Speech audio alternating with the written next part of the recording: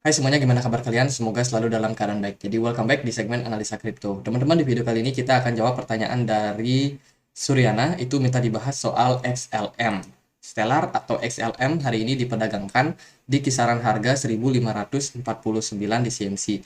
Hari ini market ya sedikit mengalami koreksi ya, hampir 4% buat Stellar. Kalau kita lihat dari peringkatnya, dia berada di peringkat 27 di CMC. Untuk peredaran supply XLM saat ini itu ada di kisaran 50%-nya. Sementara maksimum supply-nya itu ada di 50 miliar koin, teman-teman. Jadi fungsi daripada XLM ini apa? Jadi fungsinya itu adalah untuk transaksi, teman-teman. Transaksi lintas negara, antar blockchain juga bisa.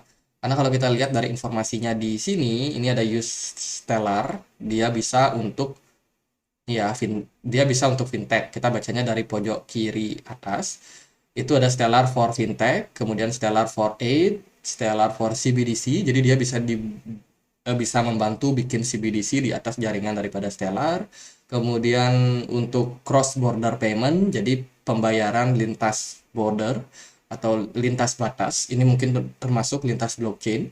Kemudian ada Stellar for Exchange, jadi teman-teman yang mau melakukan transaksi jual beli, mereka ada layanan DeFi juga. Terus juga dia tempatnya dibangun USDC ya, Stellar USDC. Dan masih banyak lagi teman-teman. Jadi fungsi daripada Stellar ini kurang lebih mirip-mirip seperti XRP. Jadi karena pendirinya juga ya orang yang sama-sama aja teman-teman. Kalau kita perhatikan buat discovernya CBDC Boost Financial Inclusion. Jadi Stellar sendiri itu menyediakan jaringan buat negara-negara yang mau membangun CBDC. Jadi ini adalah proyek yang bisa dibilang bakalan cukup sustain buat kedepannya. Mungkin Stellar termasuk salah satu yang aman, teman-teman. Karena mereka dibutuhkan oleh pihak perbankan buat memberikan jaringan ya, tempat dibangunnya CBDC. Jadi itu sih kalau dari project belum terlalu gini ya, paling masih project-project lama mereka seperti payment app that leverage stablecoin. Jadi belum ada sesuatu yang baru banget dari Stellar. Ya, kita akan langsung masuk ke pembahasan harganya mungkin ya. Buat Stellar, sementara dalam beberapa waktu pergerakannya cukup bagus, teman-teman. Kalau kita perhatikan dia udah naik sekitar 60%-an dari bottom di sini ya, di kisaran harga 0,07. Dan posisi Stellar sekarang ini lagi berada dalam level resistance-nya. Jadi, ya kalau mungkin ada koreksi kecil adalah sesuatu yang wajar sih buat Stellar setelah kenaikan yang cukup signifikan dalam beberapa waktu terakhir, teman-teman. Jika kita perhatikan dari posisi RSI di sini memang udah waktunya buat koreksi terlebih dahulu ya. RSI-nya udah turun dan sekarang ditunjang juga sama pelemahan daripada pergerakan dari Stellar. Jika kita perhatikan untuk Bitcoin sendiri juga kurang lebih sama ya. Bitcoin juga hari ini dapat mengalami koreksi, tapi untuk BTC Dominance ini kembali drop, teman-teman. Ini mungkin sinyal kalau kita mungkin akan masuk ke fase old season. Kenapa begitu? Ada kemungkinan Bitcoin-nya ini dijual sehingga BTC dominance-nya turun, dana tersebut masuk ke altcoin. Atau mungkin itu salah, tapi dana justru masuk ke pasar USDT atau ke pasar indeks dolar ya. Itu juga bisa karena kalau kita perhatikan indeks dolar per hari ini juga masih ada possibility buat menguat, teman-teman.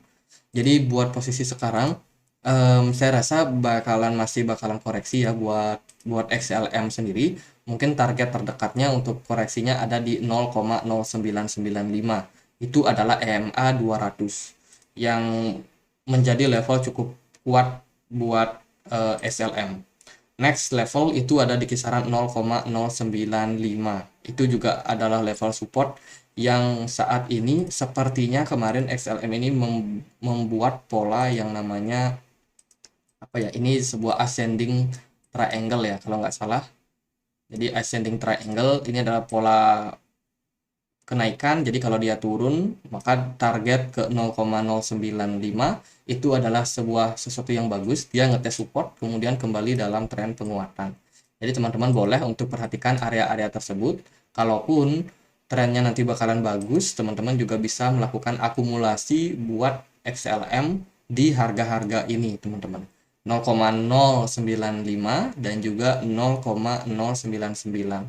Itu dua area yang saya rasa bakalan cukup menarik. Nah, kalau kita lihat di time frame 4 jam, sementara belum ada tanda reversal ya. Bahkan untuk hari ini kita masih kalah untuk candle-nya. Mungkin ini akan ada sedikit kenaikan, tapi fase koreksi masih mungkin bakalan terjadi buat XLM. Jadi ya sabar-sabar dulu aja buat teman-teman yang kemarin udah cuan, woi cuan.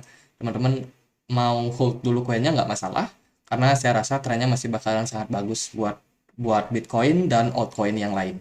Jadi gitu aja deh buat pembahasan XLM, semoga bisa bermanfaat dan akhir kata saya Andre, makasih.